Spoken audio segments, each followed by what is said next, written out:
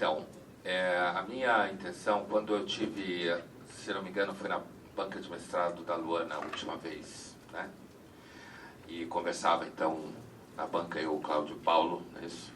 Foi daí que surgiu a ideia de eu vir aqui nessa semana para discutir essa relação entre religião e literatura, ou literatura como instrumento de estudo da religião, portanto, de certa forma, o lugar da literatura dentro do campo das ciências da religião. E daí a intenção de fazer, a minha fala ela está dividida, grosso modo, em duas partes. Uma primeira parte, algumas observações epistemológicas, né? A epistemologia tem sido e foi grande parte da minha formação em filosofia, foi epistemologia. Então, eu trago para alguns todo um ranço da epistemologia, quando eu me coloco a refletir sobre as coisas. E numa segunda parte, então, uma fala sobre alguns casos de literatura, de ficção, e literatura jornalística, mas feita por um romancista, né? Onde eu apontaria alguns grandes campos ou linhas de reflexão sobre as religiões que, no caso, estão dentro desses objetos, né? Eu pretendo, nesse segundo momento, falar com vocês um tanto, claro, sobre Dostoiévski, mas também sobre um objeto meu de atenção sistemático dos últimos anos, em que eu estou envolvido na produção de um livro sobre ele, que é o Nelson Rodrigues. Também um escritor francês, que na França chamam ele de Dostoiévski francês, que é o Georges Bernanos, e está sendo traduzido aqui no Brasil agora. Quer dizer, a gente está começando a ter acesso aos romances dele publicados pela Realizações. E, por último, um escritor muito conhecido, que é o Naipaul, que tem 3 livros dedicados à análise, digamos assim, empírica de campo de religiões, 2 deles ao islamismo e um deles sobre a África, né? Relações entre cristianismo, islamismo e religiões africanas, crenças africanas, como ele fala no livro, crenças africanas. Bom, então, começando, eu diria que, na primeira parte, então, as minhas abordagens mais epistemológicas, quer dizer, pensando um pouco o que seria o campo de ciências da religião dentro das ciências humanas em geral, eu vou fazer uma leitura que eu defino da seguinte forma: uma leitura pragmática do campo das ciências da religião. Eu vou dizer a partir de quais referências teóricas eu estou chamando essa leitura de pragmática. Vou fazer uma oposição dela ao que eu chamo aqui dentro da minha fala de ponto de vista mitoteórico. Na realidade, melhor. Obrigado. Então fica parecendo programa de televisão, né? Então, assim, então eu dizia que eu vou fazer uma oposição entre uma leitura pragmática e, de outro lado, o que eu vou chamar aqui de uma forma metafórica, de ponto de vista mito-teórico, para fazer referência a uma terminologia comum hoje em dia, que é a expressão metateórico, que é, na realidade, um modo de se referir a questões epistemológicas com outro nome, né? Então, é muito comum a gente falar metateoria, e aí, dentro desse primeiro momento, eu vou fazer uma metáfora chamando isso de mitoteoria, né? E defendendo a posição pragmática. E a partir daí é que eu vou introduzir o lugar da religião. Então, assim, de certa forma, a primeira coisa quando a gente pensa de um ponto de vista pragmático, né,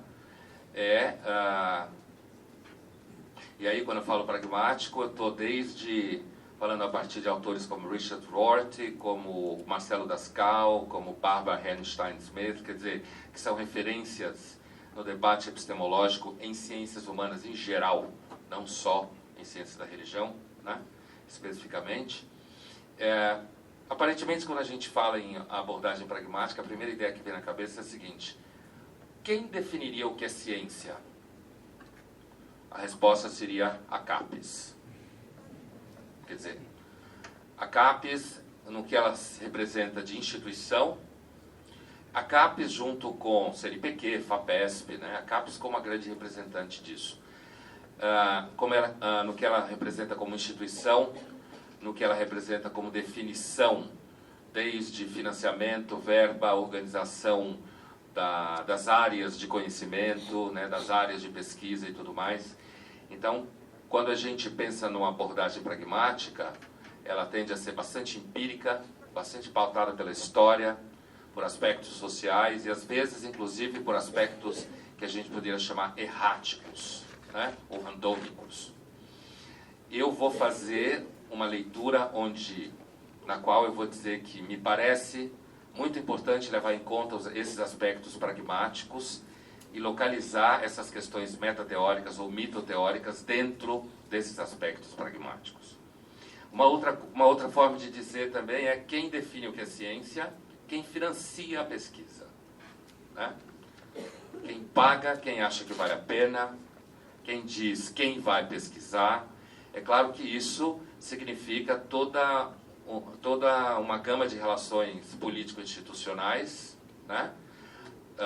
Relações tanto que passam pelo corpo docente quanto corpo discente, quanto pela administração, linhas de forças, porque essa questão de financiamento e definição de áreas não se dá no vácuo. São pessoas reais que atuam nessas áreas. Portanto, não é uma questão desencarnada, no sentido puramente abstrata. Também um outro modo de dizer quem define o que é ciência é quem consegue reproduzir suas ideias num campo mais pleno ou mais amplo de reprodutores dessas ideias, né? E um exemplo disso é quando, no sentido muito prático, como eu vou falar aqui, daqui a pouco, quanto maior o número de alunos envolvidos numa determinada pesquisa, ou um campo de pesquisa, maior é a chance desse campo se reproduzir, se constituir e se impor aos outros campos, né? Além do que eu falei até agora, eu acrescentaria, também faz parte do que significa ciência, né? Eu coloco entre aspas ciência para guardar toda a discussão ambígua e equivocidade presente no termo. Claro, teorias, né? Definições teóricas, por exemplo, do que é religião. Eu não vou dar uma definição teórica do que é religião, eu vou preferir uma definição do porquê existe religião, seguindo um arqueólogo da Simon Fraser e do Smithsonian Museu de Washington chamado Brian Hayden, mas já chego lá. Então, teorias, questões político-institucionais relacionadas a opções teóricas.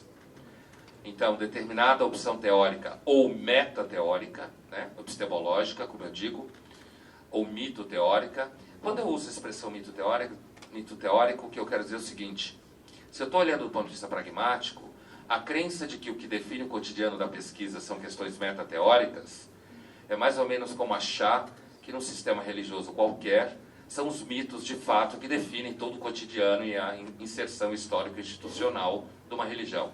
Por isso que eu estou fazendo essa espécie de analogia ou metáfora. Quer dizer, me parece um mito supor que o que define a prática cotidiana, a realidade concreta e a reprodução do conhecimento no tempo e no espaço, me parece um mito no sentido banal da expressão, me parece um mito achar que são questões plenamente metateóricas ou epistemológicas, né?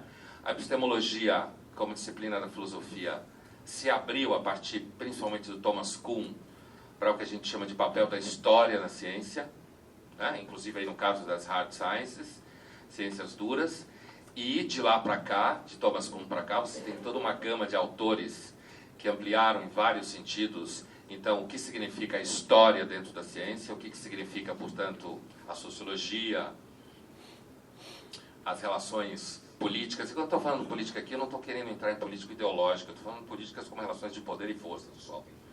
Quase no sentido mecânico da política, né? Sem levar em conta questões ideológicas dentro dessa política.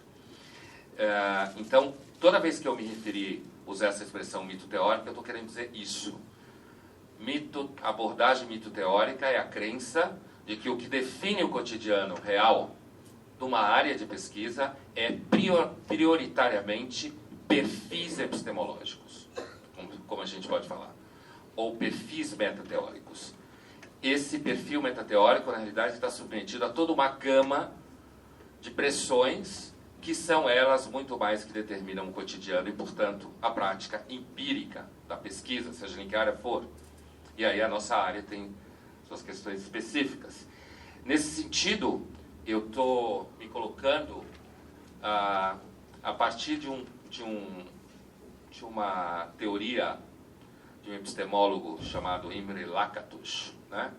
Que infelizmente morreu bastante jovem e tinha uma intenção de fazer uma reunião entre dois corpos teóricos, um do Thomas Kuhn e o outro de um grande epistemólogo do século XX também chamado Karl Popper, né? Conhecido de todo mundo que trabalha em epistemologia. E a intenção do Lakatos era fazer uma espécie de síntese, tentando relacionar as duas obras. E ele cunha um conceito que para mim vai ser muito útil aqui, que é o que ele chama de rational belt, ou cinturão racional, né? Cinturão da razão, dizendo que as práticas científicas, e aqui ele está reunindo tanto as ciências duras quanto o que a gente poderia chamar de ciências humanas, ou soft sciences, né? Que as ciências elas têm um cinturão racional, que é, digamos assim, o corpo racional das práticas e das teorias de uma ciência, portanto, o que a gente chamaria de metateoria, ou epistemologia, que define um perfil. E, fora disso que ele chama de cinturão racional, o rational belt, você teria tudo aquilo que o Kuhn trouxe à baila a partir da sua obra sobre estruturas da evolução científica, e que se ampliou bastante, chegando até uma abordagem pragmática da epistemologia, como eu estou falando aqui. Quer dizer, então, a realidade empírica do estudo numa universidade ou num centro de pesquisa, ela tem um cinturão racional, como se fosse uma espécie de core dela, mas esse cinturão racional, na realidade, está contaminado, saturado no sentido químico, está pressionado e absolutamente mesclado com conteúdos que não estão dentro do cinturão racional.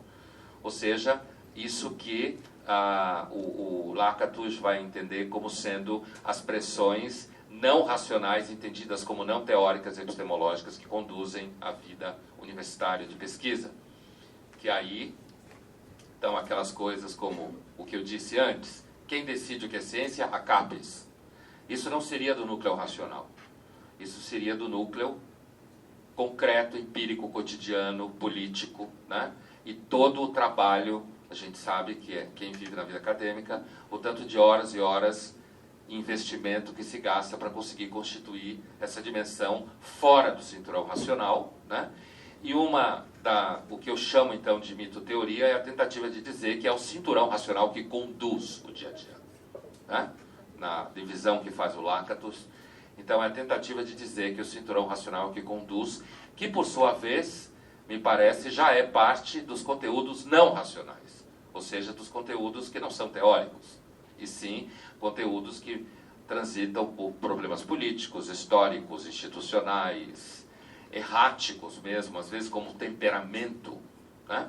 E aí pensando em gente como outro epistemólogo, Feyerabend, que também é um autor, é muito radical esse, considerado meio louco no meio da epistemologia, que era contra o método, não porque ele dizia que não existia método, mas dizia que existiam múltiplos métodos, e nesse sentido, conteúdos erráticos é, por exemplo, o temperamento de uma pessoa dentro de uma determinada instituição. Uma história de 2 ou 3 pessoas em uma determinada instituição pode ter um impacto sobre aquela instituição muito maior do que qualquer discussão teórica real, né? Bom, e, claro, interesses, né? Aqui está desde interesses financeiros, interesses ideológicos, qualquer campo de interesse.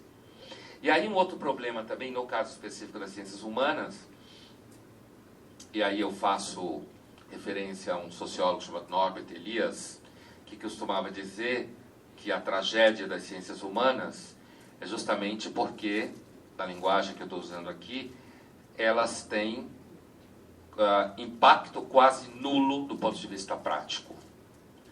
O que as ciências duras teriam de uma forma muito violenta, né?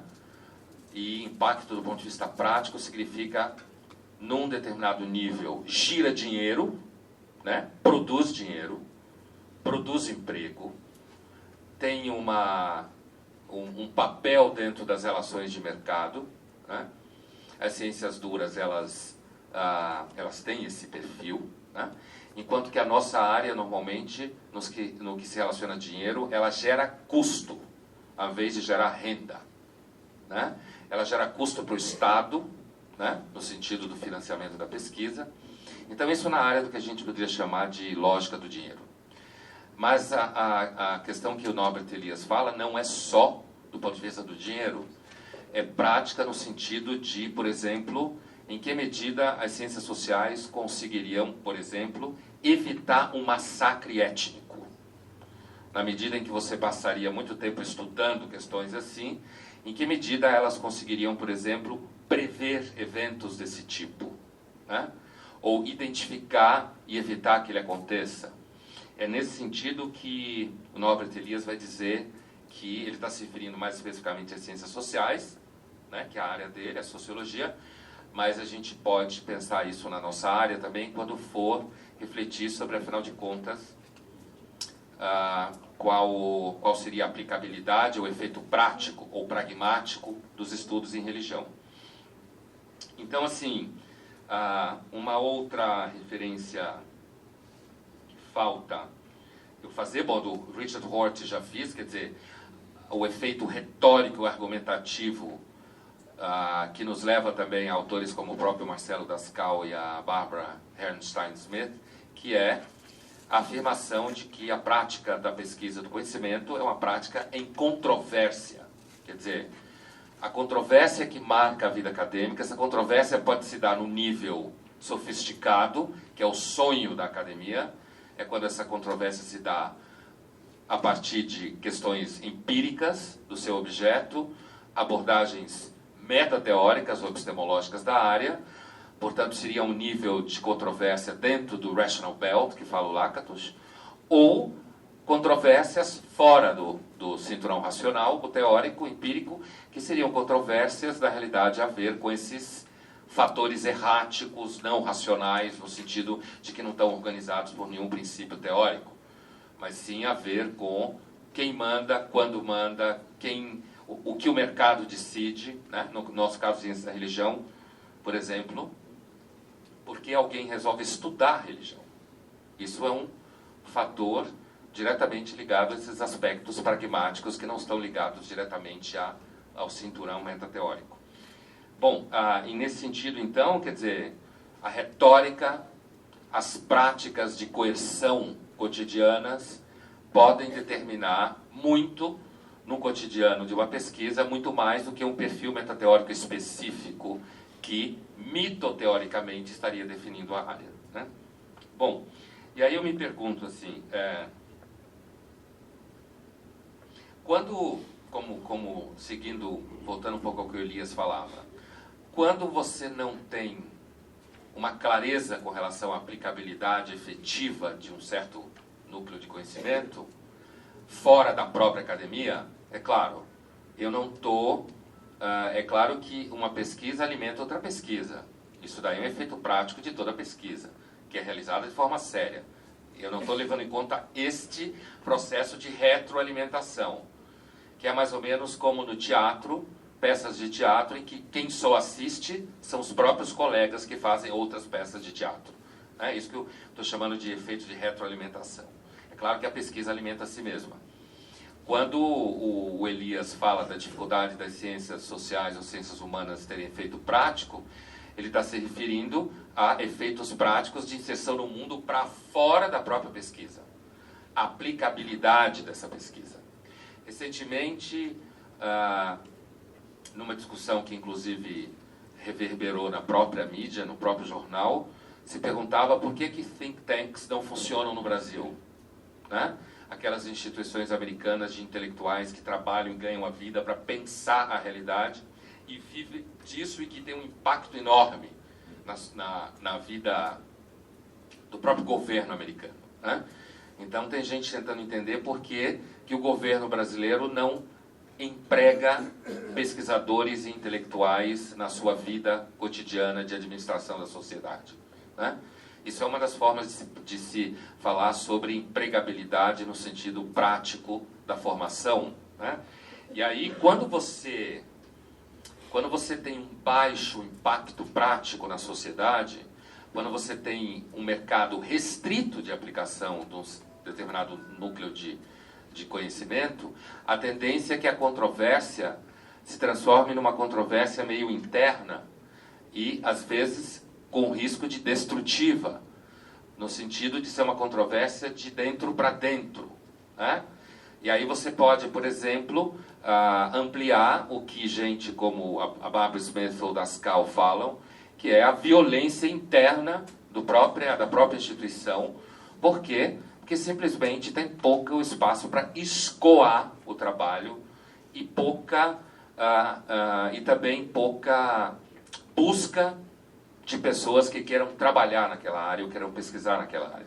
Quando você tem um pequeno espaço de escoamento da produção e quando você tem também uma pequena oferta de interessados do próprio processo, isso acaba produzindo ou tende a ampliar a violência interna da própria instituição entre os seus elementos, por conta, é claro que os pragmáticos estão sempre trabalhando perto de uma certa visão darwiniana de mundo, né?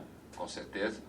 Então, isso daí aparece, por exemplo, quando a gente pode passar dias e dias discutindo questões metateóricas e no final a gente é obrigado a se submeter ao fato de que, sei lá, sobra vaga numa seleção. Isso é olhar a metateoria como mitoteoria, né?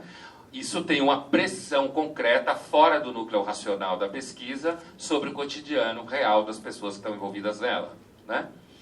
E também quando, não na ponta em que a gente recebe o pesquisador, mas na ponta em que a gente devolve o pesquisador para o mundo, quando o pesquisador pergunta para você, o que eu vou fazer com isso?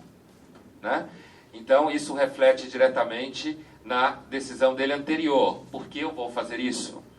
Então, quando você faz uma abordagem pragmática de uma questão, a ideia é você olhar esses problemas e não agir de forma, eu estou usando a expressão no sentido bem de senso comum, mítica, né? Ou mitomaníaca, que é achar que esses problemas eles não existem e não têm que ser enfrentados como parte das próprias decisões dentro do Rational Belt. A tentativa, na realidade, seguindo Lakatos, é sempre ampliar a capacidade humana de tratar as questões de modo racional e, nesse sentido, se defender ou se prevenir da dimensão não racional, irracional e não compreensiva das tarefas humanas, né?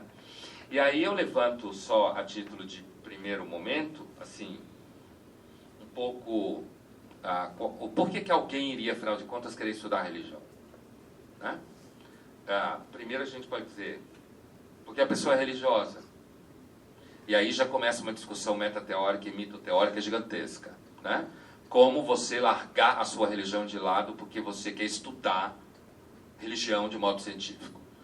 E aí, isso dá também páginas e páginas infinitas de discussões metateóricas, né? Abandonar sua religião, abandonar suas crenças, aí vem gente e diz, como a Barbara Smith, tudo é crença, e ela é do tipo pragmática radical, inclusive a ciência é crença, né?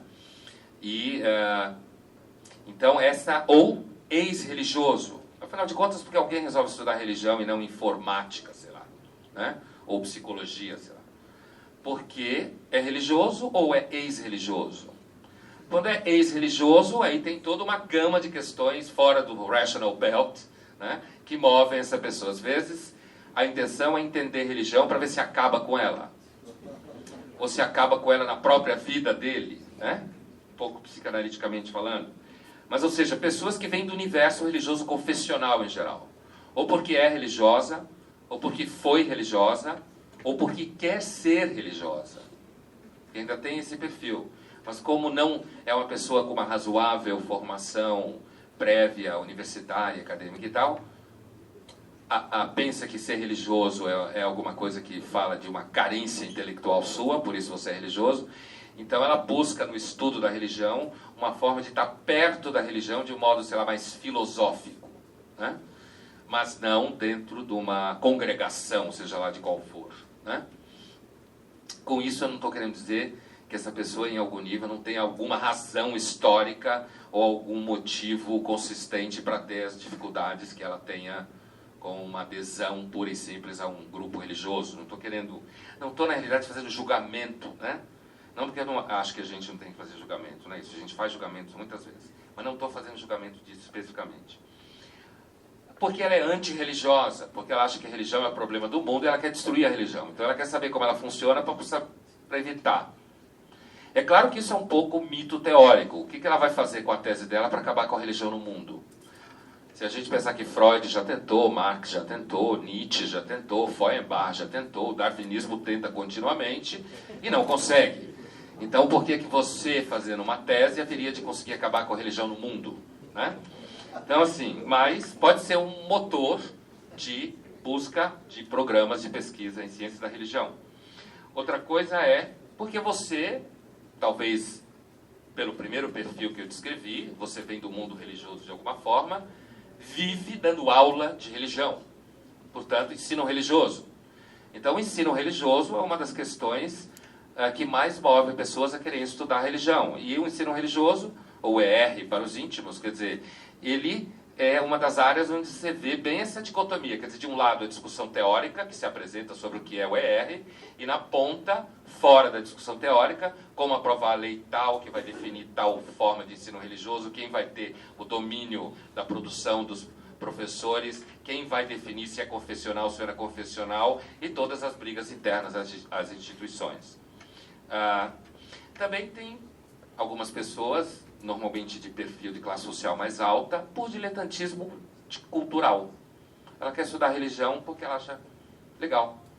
E ela não tem problema, ela pode ter uma vaga questão espiritual, religiosa mal resolvida lá na escola de freira que ela frequentou, sei lá, né? Ou seja lá que escola for, e aí ela tem tempo, tem dinheiro, é dona do seu tempo, portanto, então é uma pessoa com inquietações e ela vai estudar religião porque ela gosta, né? Então é normalmente assim um pouco a imagem ideal de que todo mundo faz alguma coisa porque gosta, né? Tipo assim, Deus criou o universo porque ele gosta e não porque ele precisa, né? Uma relação invejável com toda forma de criação. Outra questão é questões existenciais, questões psicológicas existenciais que movem uma pessoa a querer estudar religião, né? Familiares, né? Escolares, profissionais, né? Que empurram ela para querer estudar religião de um modo não confessional. Outra coisa e é um mercado que vai crescer, a tendência é crescer, porque religião pode servir para você ganhar dinheiro com autoajuda, né? Você não está mais no ramo profissional da religião, digamos no sentido, sei lá, congregacional, mas você, um pouco como, aí não é religião, mas como aquele filósofo suíço inglês vem fazendo na Inglaterra, o Alain de Botton, né? Com essa intenção de fazer filosofia autoajuda chique, né? Ao invés de você ficar procurando o tesouro dentro de você como no Alquimista, você vai saber o que o Platão te ajudaria no cotidiano para você não tomar remédio, né, contra a depressão, em que medida Nietzsche te ajudaria numa linguagem fácil em enfrentar isso. Então o mercado de autoajuda é um mercado diretamente associado a todas as formas de espiritualidade nova era, que anda de braços dados com a autoajuda. Ele seguramente também pode produzir interessados na pesquisa na área de ciências da religião. Veja, e isso significa que, por exemplo, as instituições que oferecem isso ao mercado de interessados em pesquisas de religião devem se preparar para receber esse tipo de demanda, né? Porque senão o cara vai procurar em outro lugar. RH, recursos humanos, né? Também é uma coisa que pode parecer ainda recente, mas as empresas são... Empresa tem dinheiro, né? E se tem dinheiro, ela pode bancar. E aí a discussão de espiritualidades em RH, que é uma coisa que se fala já há muito tempo, mas que de fato existe, é que às vezes o acesso a isso é errático. É alguém que você conhece em tal lugar que não tem nada a ver com o campo e resolve conversar com fulano sobre o assunto e daí sai um convênio. Às vezes os convênios surgem de forma errática, né? Eles não surgem no balcão, como se fala na FAPESP, né? Porque você vai no balcão e... né? Assim, às vezes os convênios não é porque você bateu na porta. Assim como a relação de seleção em pós-graduação. Às vezes não é pelo balcão. Às vezes é por um processo anterior que vai se constituindo por interesses, não interesses no sentido maldoso, interesses no sentido de temperamento, convergência de objetos, sensibilidade das pessoas envolvidas no processo. Tudo está fora do Rational Belt. E geopolítica. Geopolítica, por exemplo, também é uma grande ambição da ciência da religião ter alguma coisa a dizer na geopolítica. Como o assunto que foi a minha última passagem aqui numa semana de estudos da religião na Metodista, que foi quando o tema era fundamentalismo religioso, né? Alguns anos atrás. Então, assim, me parece quão mais rápido se dá atenção a essa questão de perfil do ponto de vista de mercado, e aí, é claro, trazer a discussão de mercado para esse debate parece, por exemplo, convidar um libertino sadiano para dentro de um culto religioso judaico ou cristão, como se fosse uma profanação, né? E me parece uma característica excepcionalmente trágica do cotidiano da pesquisa é quanto menos demanda você tem, mais você precisa pensar no mercado. Quanto mais demanda você tem, menos você precisa pensar no mercado, né? Bom, isso aqui eu já passei. Bom, então esse era o cenário que eu queria descrever como olhar pragmático, né? E não mito teórico sobre problemas que a gente enfrenta em nossa área, em que a gente tem que ficar... os epistemólogos falam, quando você tem que ficar se perguntando o tempo inteiro o que uma coisa é porque não há estabilização no vocabulário que define o que ela é. Portanto, é equívoco, né, aquilo. Então, quando você tem que ficar se perguntando o que é ciências da religião, é porque significa que ninguém sabe direito o que é. E o que você sabe direito o que é, você não precisa se perguntar o que é o tempo todo. Você simplesmente faz. E não fica se perguntando o tempo inteiro o que é. E essa pergunta em tempo inteiro, o tempo todo, o que é algo, na realidade é o que eu chamava de controvérsia, que às vezes acaba sendo estéril, porque paralisa tudo, porque você fica se perguntando o que é. E acaba servindo para você atrapalhar o cotidiano, ao invés de deixar as pessoas fazerem o que elas sabem fazer, o que elas gostam de fazer e o que produzem, né? Então, por exemplo, quando você tenta dizer, não, ciências da religião é só fenomenologia, ou ciências da religião é só ciências sociais, né? Literatura não serve para ciências da religião. Eu vejo nisso puro mito teoria. Para mim isso é argumento político institucional para reduzir a possibilidade do investimento no estudo de literatura e ficção como objeto para entender religião. É claro que o ponto de vista, inclusive, de onde eu parti, pragmático, significa que você deve buscar acolher o maior número possível de ferramentas para entender um fenômeno que toda vez que você dizer o que é, você fica horas dizendo o que é. Religião é 2 pontos. Tarará, tarará, tarará, tarará. Fulano diz que é aquilo, o outro diz que... Com isso eu não estou querendo dizer que não é importante saber isso. Eu estou querendo mostrar a extensão quase física da definição e da controvérsia associada. Deveria ser indicativo de que ao invés de você ter um processo de exclusão, que a gente pode chamar às vezes de fundamentalismo mito teórico, né? Ao invés de você ter um processo de exclusão das ferramentas envolvidas para entender esse raio desse negócio chamado religião, né?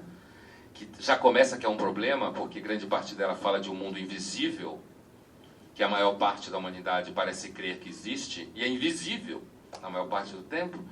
Então, como é que você vai sair desperdiçando elementos para entender esse mundo, né? Bom, e aí, assim, para começo de conversa, por exemplo, uma das coisas interessantes quando você tenta discutir o que é religião é que aparece uma coisa é religião para o cientista que estuda a religião, outra coisa é religião para o confessional e outra coisa é religião no senso comum. Isso já tem 3 andares de entendimento do que é religião. Então a pergunta é, para que serve o entendimento científico da religião? Né? Para que serve o entendimento científico da religião? O confessional, quem é confessional sabe para que serve. Na realidade é por isso que a religião existe há tanto tempo, que serve para um monte de coisa, né? Inclusive os estudos darwinianos sobre religião, que é, do ponto de vista epistemológico, o que mais me interessa nos últimos tempos, assim, ela serve para um monte de coisa, provavelmente super envolvida com o processo de adaptação da espécie, né? Então, assim, o confessional, né? O senso comum serve para um monte de coisa, para você bater um papo cabeça no jantar, para você conversar num bar, né? Para você pensar num filme, né? Para você ter uma crise no meio da noite de solidão, sei lá, o senso comum serve para um monte de coisa, mas o científico serve para quê? Né? O entendimento científico da religião, ele serve para quê exatamente? Quanto mais você reduzir isso daí, mais ele vai servir para coisas talvez mais diminutas no espaço. Mas a gente pode dizer assim, serve para, né, conter a religião, para criticar a religião, o que muitas vezes mostra que não tem muita eficácia histórica, prever comportamentos religiosos, eliminação das condições de possibilidade da geração desses comportamentos, ampliar esses comportamentos, inclusive numa chave de lucro, dialogar com as religiões no sentido de compreensão da experiência humana histórica, no sentido largo, né? Portanto, assim, o conhecimento científico da religião deveria nos ajudar a compreender a experiência. A palavra experiência é uma palavra super debatida no âmbito mito-teórico ou meta-teórico, né? Então, afinal de contas, o que é experiência, né?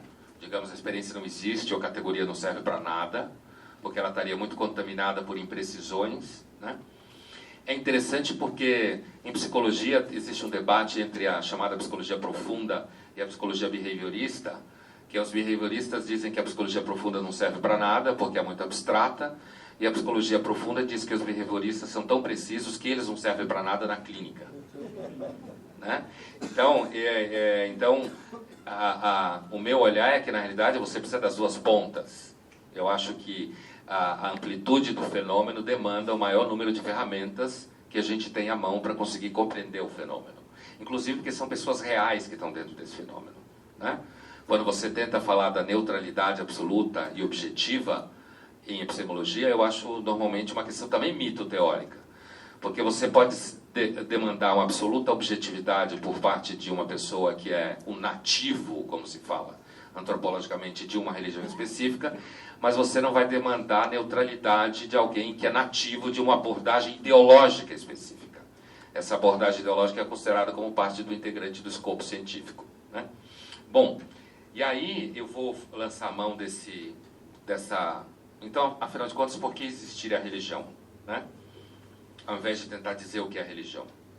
E aí eu vou usar o Brian Hayden, que usa, né, nessa definição do porquê existe religião. Ele é um arqueólogo que trabalha com essa abordagem darwiniana, e ele lança a mão de uma série de autores, mas eu optei por não ficar denominando todos esses autores.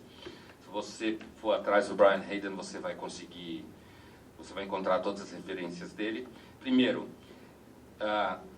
tentativas intelectuais de explicar sonhos, a morte e minha letra às vezes me trai a mim mesmo. E pensamentos não lógicos. A religião existe porque foi uma tentativa do ser humano lidar com essa coisa que ele tem como sonhos, e aí você pensa, eu estou lidando aqui com um número largo de 100 a 50, de 100 mil a 50 mil anos para trás, tá? Quando você trabalha com categorias darwinianas, você sempre trabalha com... Né? Então, do ponto de vista darwiniano, não quer dizer nada... qual é o impacto que tem sobre a espécie o fato de que existe iPad? Quer dizer, para um darwinista, essa pergunta é uma pergunta engraçada. Né? Ou qual é o impacto que tem o fato que as mulheres trabalham agora? Então, é uma pergunta engraçada. Porque isso tem 30 anos, e você acha que há 50 mil anos as mulheres não trabalhavam, ficavam na caverna se penteando? Quer dizer, então, né, isso é uma questão que tem a ver com o capital, na realidade, com a estrutura do capital, mais especificamente. Bom, então, tentativas intelectuais de explicar sonhos, a morte e pensamentos não lógicos teriam produzido esse espectro do que a gente acabou chamando religião, que por si só já tem uma história, né, um nome. Santificar, dar um sentido sagrado, intocável a convenções sociais. E a gente vê ecos do Durkheim aqui.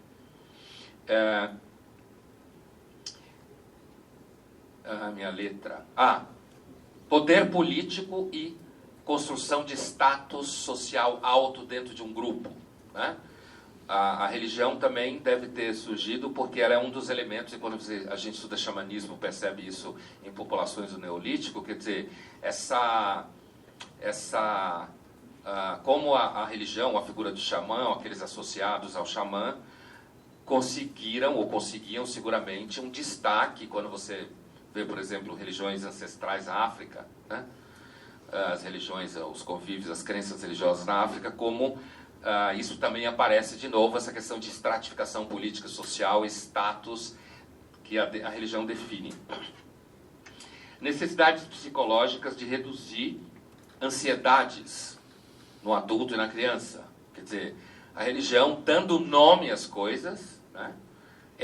A gente sabe que quando você dá nome a uma coisa, é como se ela deixasse de ser um pouco menos aterrorizante. Isso é um dos efeitos da linguagem, né? Dar nome às coisas, você fica menos aterrorizado.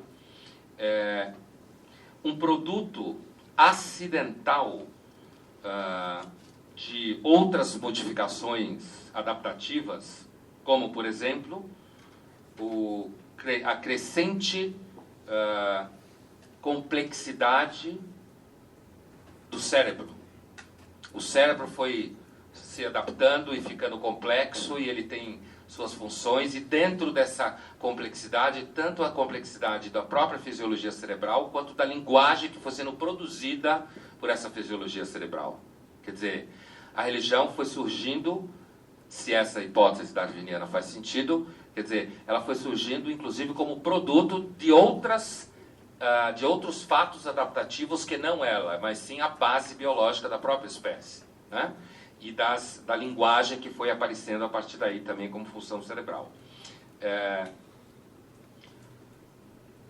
A pressão de experiências paranormais ou sobrenaturais que ancestrais nossos achavam que tinham.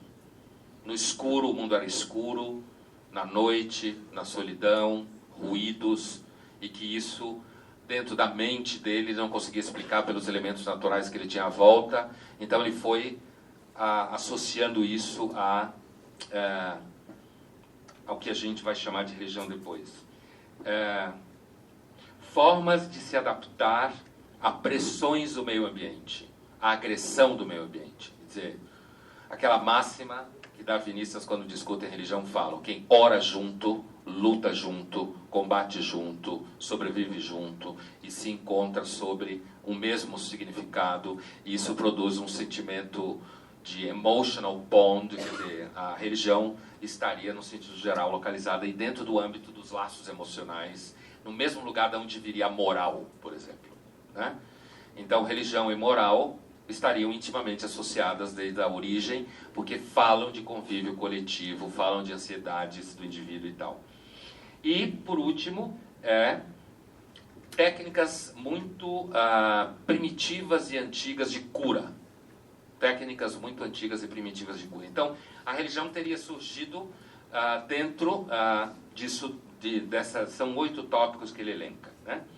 E aí, quer dizer, que a literatura ficcional, ela preenche toda uma gama, toda essa gama de questões que eu acabei de elencar aqui, como características do surgimento da religião. A literatura, se você, por exemplo, você pensa no historiador Jean Bottero, francês, estudando religiões da Mesopotâmia de 4, 3 mil anos atrás, quer dizer, o uso da literatura da época, de narrativas, de história, de figuras, por exemplo, semelhantes à narrativa de Jó, né? Como isso serve para você compreender a cosmovisão daquele povo, que tipo de expectativa aquele povo tinha com relação à sua vida. Então, nesse sentido, às vezes a literatura é talvez uma das melhores formas de você ir ao coração do que move esses agentes religiosos e essas pessoas. Quer dizer, a literatura, ela tem um aporte extremamente, como se fala no campo da epistemologia, ela tem um caráter noético poderoso para entender a religião, né? No sentido de que a literatura leva você a indivíduos identificados com determinadas tradições, né? E essas tradições, já passei por aqui, então, indivíduos identificados com determinadas tradições e que estão pensando a partir dessas tradições. Então, nesse sentido, a gente pode dizer que a literatura apresenta, primeiro, uma demanda de mercado rica. Quando você abre para estudar religião e literatura, aparece gente querendo estudar religião. Começa por aí. Quer dizer, a chegada à literatura, às vezes, a passagem da literatura para estudos de religião, às vezes é mais fácil, porque aparentemente demanda menor formação técnica prévia. Porque quem sabe ler, quem tem hábito de leitura e gosta de ler boa literatura, lê. Então, isso daí acaba trazendo um vetor de mercado poderoso, né? No sentido da recepção de pessoas interessadas na pesquisa. Às vezes mais fácil do que sociologia, antropologia, né? E também porque às vezes os departamentos de ciência da religião sofrem concorrência dos departamentos de sociologia, antropologia, filosofia, né? Por sua vez. No caso da filosofia é um pouco diferente, porque os filósofos têm horror à religião. Então, a maior parte dos departamentos de filosofia não deixa estudar religião neles, né? Então, a área de filosofia nos departamentos de ciência da religião normalmente consegue sobreviver em termos de mercado muito bem, porque não tem concorrência nos departamentos de filosofia, né? Por isso que pra vocês terem uma ideia, eu sou da filosofia, então eu conheço um pouco isso. Só um detalhe quase estatístico, o GT de Filosofia da Religião da ANPOF participou das últimas 3 ANPOFs. O primeiro, os colegas o chamavam de Capelinha, né? Ali está a Capelinha, e nós éramos, sei lá, 20 pessoas lá discutindo coisas. No segundo ANPOF, na sequência, o GT foi o 5º de maior demanda, e no último foi o maior GT da ANPOF, com o maior número de concorrentes, digamos. Aí não é mais uma capelinha, virou uma catedral, sei lá, uma matriz, sei lá, alguma coisa assim, né? Virou a grande catedral. Quer dizer, isso para demonstrar o mercado represado que tem na área de filosofia. Com relação à literatura, já participei de encontros de literatura, me parece que se repete um pouco o mesmo perfil, né? A religião é uma espécie de coisa maldita, então o acolhimento do estudo de literatura e religião em programas de ciência da religião me parece que promete em termos de abundância de pessoas interessadas e que podem trazer aquilo que aparentemente é seu gosto amador pela literatura como instrumento para aprendizagem. Outra coisa é a literatura, ela tem um conteúdo teórico empírico rico. Quem estuda, por exemplo, Dostoiévski, que já é um autor estudado já há mais tempo, sabe que você fica munido de um verdadeiro arsenal de guerra para estudar cristianismo. De guerra. Você discute cristianismo, modernidade, moral, processos políticos, né? Crítica à modernidade, experiência. Só vou dar um exemplo, não vou entrar em detalhes aqui, mas assim, por exemplo, o conceito de niilismo na Rússia e na obra do Dostoiévski é um verdadeiro arsenal, inclusive para você discutir com questões contemporâneas a partir do cristianismo, no caso, mais especificamente, ortodoxo, né? Russo. Então, assim, determinadas obras ficcionais são um verdadeiro arsenal de informação, claro, passando pelo tratamento do próprio autor, né? A visão de mundo do próprio autor, sendo ele um grande autor, já a própria característica clássica, né? O que caracteriza um clássico é um monte de gente tenta falar mal dele, e os que falam mal somem e ele continua existindo, né? Essa é uma dessas definições, é a definição do Ítalo Calvino, numa versão curta que eu dei aqui, do livro dele, Por que Ler os Clássicos, item 8, né? Um clássico é um livro que um monte de gente tenta criticar, os que criticaram desaparecem e ele continua, né? Então, assim, além do fato de que, assim, o aspecto noético, as tradições empíricas, legítimas, presentes no mundo que formou o autor. Então, por exemplo, em Nelson Rodrigues, que é um objeto de estudo, apesar de que muito conhecido, tem muito pouco trabalho sobre ele, só tem mais na área do teatro, né? Na área do teatro a gente tem, mas ainda assim pouco, hein? Ainda assim pouco. As questões religiosas em Nelson Rodrigues são essenciais. Você tem no Nelson Rodrigues um tripé, né? Que é, de um lado, uma presença de uma visão agostiniana de ser humano, que ninguém sabe dizer de onde veio, porque ele era, por parte de mãe, um batista que nunca frequentou igreja nenhuma, né? Por parte de pai, ele não tinha religião nenhuma, o pai era provavelmente um secular ou quase ateu, e ele só frequentava a igreja vazia, como ele dizia, né? Só na igreja vazia você conseguia. E ele era um crente no sentido forte da palavra, né? E ele tem uma visão, análise, por exemplo, do pecado, por exemplo, análise da figura da adúltera na obra do Nelson Rodrigues, desde quando ele é pequeno, quando ele fala da primeira adúltera que ele conheceu, no bairro dele, no Rio de Janeiro, na Vila Campista, como ele fala, a solidão dessa adúltera, né? Ela desfilando no carro de carnaval do lado do seu marido traído. Todo mundo sabia que ele era traído, todo mundo sabia que ela era adúltera, e ela era profundamente infeliz, porque na realidade ela carregava sobre ela todas as taras das vizinhas infelizes. E diz o Nelson Rodrigues que Deus nos proteja das pessoas, do ressentimento das pessoas que não são desejadas, né? Então, assim, no decorrer do comentário, está espalhado pela literatura jornalística dele, quer dizer, das colunas dele, quer dizer, você percebe um olhar sobre a adúltera que remete diretamente à noção de que quem não tiver pecado, que atire a primeira pedra. Quer dizer, o cristianismo, o Nelson Rodrigues, ele é muito claro. O Nelson Rodrigues não é explícito sobre Dostoiévski, né?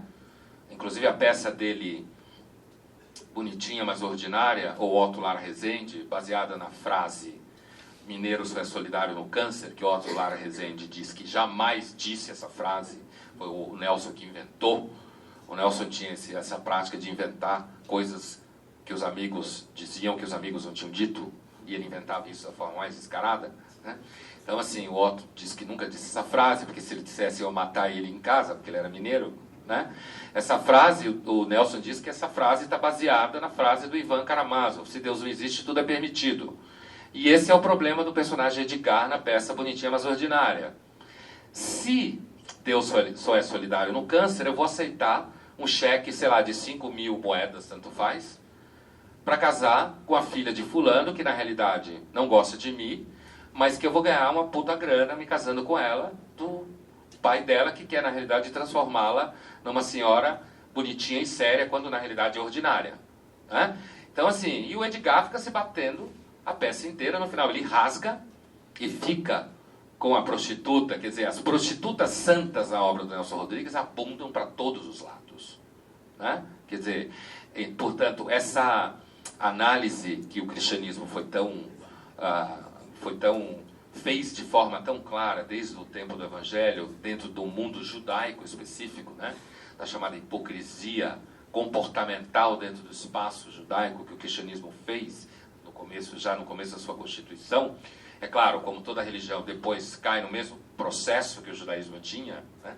Como todo grupamento de gente cai. Então essa questão do Nelson salta aos olhos. E a terceira ponta é Freud. Quer dizer, o Nelson Rodrigues junta Agostinho de forma implícita, Dostoiévski de forma explícita e Freud como o teórico que teria descoberto que o ser humano, na realidade, é dominado por forças incontroláveis, né? Como se ele ficasse de pé unicamente pelo equilíbrio de dois vícios opostos. Então, assim, a literatura, ela traz também... portanto, você está em contato com tradições religiosas historicamente determinadas. Você tem uma reflexão teórica por parte de alguns dos autores, né, de muitos dos autores, eles mesmos produzem uma reflexão teórica sobre isso. E uma coisa que também tem na literatura, especificamente um pouco da minha história da filosofia, muitos colegas filósofos acham que eu sou uma espécie de traidor da filosofia, porque eu cada vez mais uso literatura, não é que eu deixo de usar o ferramental filosófico, mas cada vez mais uso a literatura, porque eu percebo uma coisa na literatura diferente da filosofia. Parece que os autores de literatura têm menos medo. Como eles estão trabalhando em ficção, é claro, você pode ser um péssimo escritor, não ter medo de nada e produzir porcaria, mas, né? Mas sim, claro, a liberdade que a literatura te traz no sentido ficcional não é garantia de nada. Mas, falando-se de grandes autores, então a liberdade que a literatura traz, por exemplo, na área de filosofia, o filósofo é muito mais preso, né? Por uma questão de obrigação conceitual prévia. Enquanto que o autor, o escritor, então você pega, por exemplo, você pode filosofar sobre o cristianismo, ou você pode entrar em contato com o cristianismo, no caso que eu estou falando aqui, pensando. Porque as religiões pensam. Se você trabalhar só as estatísticas e chegar à conclusão, por exemplo, que as pessoas se convertem às religiões por causa de amigos de trabalho ou de vizinhos, né? Ou de problema de desemprego, né? Ou porque quer casar, então se converte a uma religião. Por exemplo, a polêmica que surgiu ao redor do islamismo há um ano e meio atrás no Brasil, que a maior parte dos convertidos seria mulher, porque as mulheres querem casar, por isso se convertem ao islamismo, porque tem mais homem muçulmano no Brasil do que mulher, e como eles importam as mulheres dos países de origem, tendo muçulmanas fabricadas no Brasil, eles poderiam casar com essa demanda de mulheres. Você pode achar que o islamismo é só isso. Se essa teoria for certa, o islamismo é isso também, quando você estuda. Mas o islamismo pensa. E você vai encontrar o pensamento do islamismo muito mais fácil, por exemplo, em contos do Rumi. Certo? Então, assim, para falar em literatura mística especificamente. Bom, então, indo em direção a Mahat, eu falei já um pouco do Nelson Rodrigues, né? Por exemplo, a reflexão sobre culpa, que é uma reflexão que une Nelson Rodrigues e Dostoiévski de forma muito sólida, né? E, inclusive, une também darwinianos que falam do lugar da culpa no convívio moral do bando, mas a gente não precisa aqui chegar tão longe na relação. Então, assim, o Dostoiévski é um autor que o tipo de análise, é por isso eu vou me dedicar um pouco mais agora ao Bernanos e o Naipaul para fechar a fala e escutar vocês. Então, assim, quando os franceses chamam o Bernanos de Dostoiévski francês, quando você lê o Bernanos, você entende facilmente porque ele é chamado Dostoiévski francês. Ele, de fato, parece um Dostoiévski. Esqueci o celular ligado. Não, ele nem tocou. É que eu vi alguma coisa apitar e lembrei dele. Então, assim, por exemplo, vou pegar aqui 2 exemplos empíricos, né? A literatura ainda tem essa vantagem. Ela é absolutamente empírica. Você pega o livro na mão, né? Você cita a página, né? Você sabe quem é o autor, onde ele viveu, o que o influenciou, que influência ele teve. Em alguns casos, no caso, por exemplo, do Bernanos, a relação tensa que ele teve com a Igreja Católica em sendo católico, né? As brigas todas que ele teve com a Igreja Católica, permanecendo católico, né? Mas o fato dos franceses chamarem Bernanos de Dostoiévski francês é, mais especificamente, na capacidade, se a gente for falar teologicamente, pneumatológica ou espiritual ou psicológica, no sentido fora do âmbito, mas de repertório religioso especificamente, que o Bernanos tinha para fotografar todas as linhas de tensões presentes na alma de um ser humano diante do mal, por exemplo, né? Se você pegar a obra dele sobre o Sol de Satã, que é a primeira obra que foi traduzida já há alguns meses, pela Realizações, tem um filme com Gerard Depardieu, foi feito um filme sobre o Sol de Satã. Se você pega essa obra, o personagem, tem dois personagens importantes, uma menina chamada Mouchette, que depois ele escreveu um outro livro sobre ela, né? A nova história de Mouchette, que também já foi traduzido, e o personagem que é o Père Donizan, que é o padre, né? E os dois encontram com Satanás, concretamente. O Bernanos tem uma qualidade, que isso é uma coisa que também os franceses falam, como André Gide, Albert Camus, né?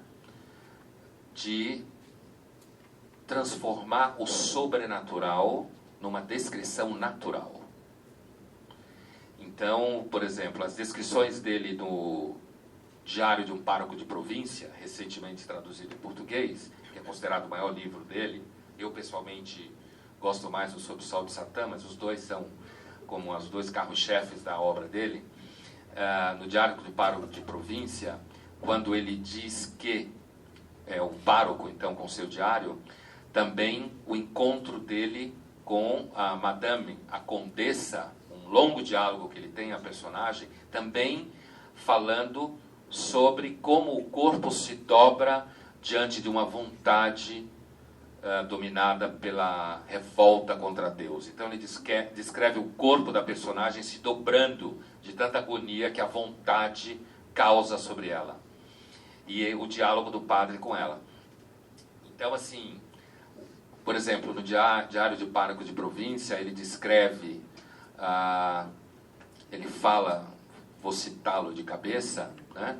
No diário o padre escreve que às vezes ele pensa que essa angústia que devora a vida das pessoas talvez não seja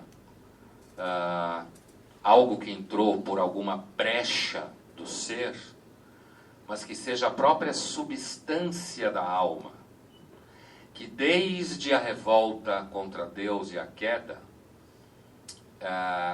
se fez substância da alma, que se não fosse pela vigilante misericórdia de Deus, a alma tombaria em poeira no primeiro momento que tivesse consciência da sua condição de poeira. Não sei se ficou claro a coisa. Quer dizer, a angústia não é algo que afeta a alma, que entra por uma brecha, mas é a substância da alma. Que se, desde a primeira vez que ela aprende a si mesma como angustiada, se não fosse, ele diz, a vigilante misericórdia de Deus, a alma tombaria em poeira, no primeiro momento que ela toma consciência disso. Então, existe na obra do Bernanos uma descrição concreta dessa experiência absolutamente bíblica da tradição abraâmica, que é esse sentimento de deserto, como se a alma fosse feita de areia e ela tivesse um estremecimento específico dela, né? Quando ele diz, por exemplo, que a angústia, também no mesmo Diário do Pároco de Província, quando ele diz que a angústia é como uma poeira fina, que você não enxerga quando ela cai, você só percebe quando ela vai se depositando sobre seus olhos e começa a arranhar os olhos, e vai se depositando na sua língua e nos seus dentes, e você começa a mastigar e percebe que tem poeira na boca, mas você não enxerga, você só sente os efeitos de uma coisa que aparentemente que é invisível, né? Então, outra coisa, para encerrar a fala sobre o Bernanos, que na realidade eu estou dando esses exemplos como assim, esses 4 exemplos são exemplos que eu conheço, existem tantos outros exemplos. A própria discussão sobre a religião grega, se a literatura, se a religião, quando começou, me parece uma coisa absolutamente óbvia que um programa que queira estudar religião tem que ter um estudo de literatura para estudar religião, né? Uma última coisa que eu diria uma das coisas que é mais importante, o Bernanos costumava dizer e fala em alguns romances dele, aquela definição famosa do Bernanos, que o Nelson Rodrigues aparece na obra do Nelson Rodrigues, mas uma indicação objetiva de que ele teria lido Bernanos, que é: o inferno é quando você não pode mais amar, né? Essa ideia que o Bernanos repete na obra dele várias vezes. E outra coisa é: Deus nos livre dos santos, né? Os santos são um problema. Então, dos objetos mais estudados na obra do Bernanos é a análise dele do santo. O personagem de Père Donizetti é um santo, que vira um santo no Sob o Sol de Satã. E, no entanto, qual é o seu, digamos, o seu carisma como santo? Qual é a missão que Deus escolheu para ele? Aquilo que destrói ele. Ele é aquele que vai conviver com Satanás o resto da vida. Essa é a missão que Deus deu para ele. Então ele conversa com Satanás na obra.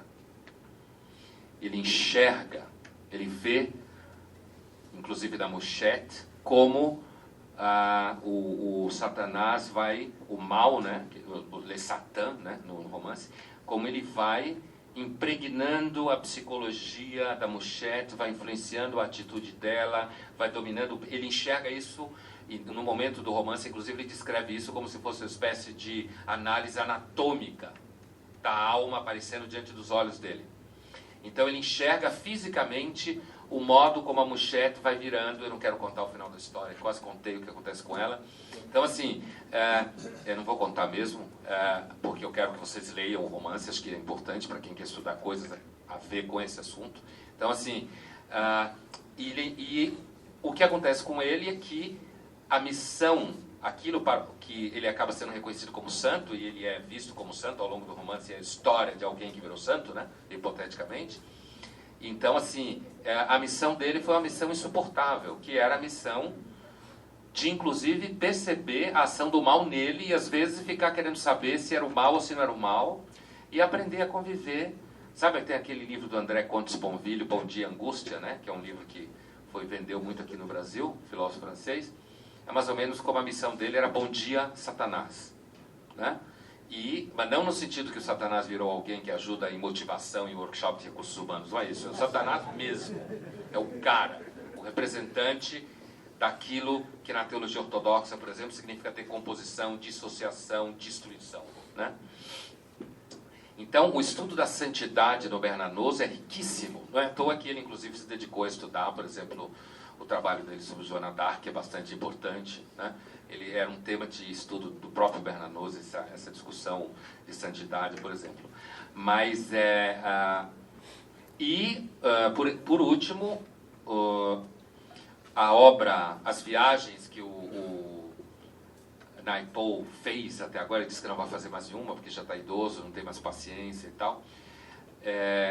A análise que ele faz de como a presença do cristianismo e do islamismo nos seus relatos jornalísticos,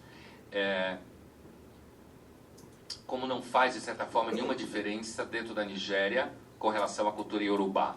Os nigerianos se encontram na cultura iorubá, apesar de islâmicos e cristãos. O norte é islâmico, o sul é cristão, segundo, não é uma informação nova. Eles se matam com alguma frequência, os seres humanos sempre gostam de se matar de vez em quando, pouco importa raça, sexo, religião, né? A gente de vez em quando gosta de se matar, época, a gente gosta de se matar, né? Mas é interessante, e por aqui eu encerro, quer dizer, as análises dele, principalmente da Uganda, né? E da forma como as práticas das religiões de Uganda, chamadas religiões dos ancestrais, como ele fala, ao mesmo tempo que os ugandenses se sentem perdidos por conta da influência do islamismo e do cristianismo lá, e da competição entre islamismo e cristianismo, como essas práticas elas são vistas pelo olhar cristão e muçulmano oficial, ou pelo mundo ocidental, como práticas bárbaras, que é, por exemplo, o hábito que eles têm até hoje, de vez em quando, queimar gente, né? Queimar vivo, que era um modo clássico de matar pessoas, tanto sacrificialmente como não, no sentido religioso, e que é uma coisa que continua sendo uma prática comum. Outra coisa é o tipo de problema que a oficialidade da magia tem numa sociedade. Então, tanto em Uganda quanto na Nigéria, ele descreve casos assim. Por exemplo, na Nigéria você perdeu o patrimônio porque alguém provou que você fez um trabalho contra ele, e aí você perdeu o patrimônio, por exemplo, perder a sua casa por conta disso, né? E aí você tem uma mescla de mágica, sei lá, com lei, né? No sentido de law, de direito. E em Uganda, por exemplo, alguém começar a ser perseguido e acabar sendo morto porque há a suspeita de que ele teria feito um trabalho contra um aluno numa escola, um headmaster de uma escola. Então, na medida que foi provado que ele fez um trabalho no sentido das religiões ancestrais, né? Como a gente fala no Brasil, um trabalho, né? Então, isso autorizou a morte dele, porque ele teria feito um trabalho contra o aluno. Aqui entre nós seria, por exemplo, a suspeita de assédio, você poderia, sei lá, perder o emprego, alguma coisa assim. Lá, um trabalho de mágica, no sentido técnico da palavra, seria justificativa para você poder impugnar juridicamente um patrimônio, ou quem sabe até tirar a vida de alguém. Então, assim, o que me parece, e no caso do islamismo, nos 2 livros dele sobre islamismo, em que ele estuda, na realidade, os convertidos ao Islã, não nascidos e convertidos, e depois países não árabes, mas que são muçulmanos, né? O conflito que ele vai identificando nesses países, a dificuldade que é o tronco religioso do islamismo com a vida secular ocidental, que é um tema largamente que deve ser objeto de nosso estudo largo, que quem se interessar por esse tema, por conta das dificuldades que a gente conhece no cenário geopolítico. Eu vou parar por aqui, já falei 1 hora e pouquinho, obrigado.